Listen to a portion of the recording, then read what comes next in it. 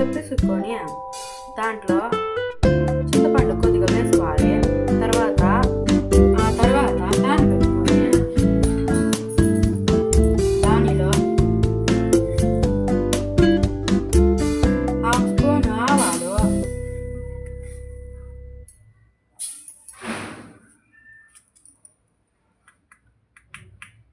1/2 spoon జీలకర్ర, 1/2 spoon మెంతులు అవన్నీ వేసుకొని దూరగా వేయించుకుండాలా.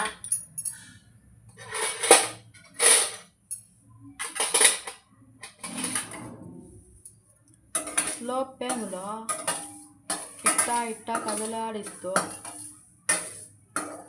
దూరగా వేయించుకోవాలా.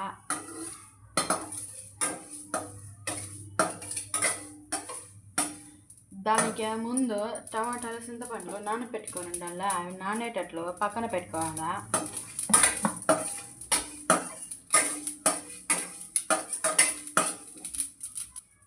ఇవి వేగండి ఉన్నాయి.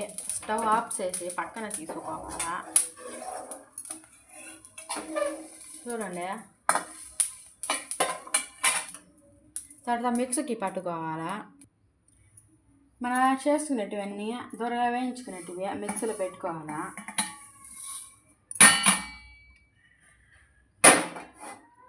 దీన్ని ఇప్పుడు మనం మిక్సీ పట్టుకోవాలా సన్నగా పౌడర్ లాగా.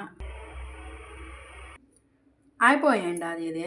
ఆ తర్వాత ఈ టమోటాలన్నీ తీసుకొని మిక్సీలో పెట్టుకోవాలా. దాన్ని కూడా మనము మిక్సీలో మెత్తగా పట్టుకోవాలా, గ్రైండ్ చేసుకోవాలా. ఇట్టగా మెత్తగా పేస్ట్ లాగా చేసుకోవాలా టమాటాని చింతపండు గుజ్జుని. ఆ తర్వాత స్టవ్ ఆన్ చేసి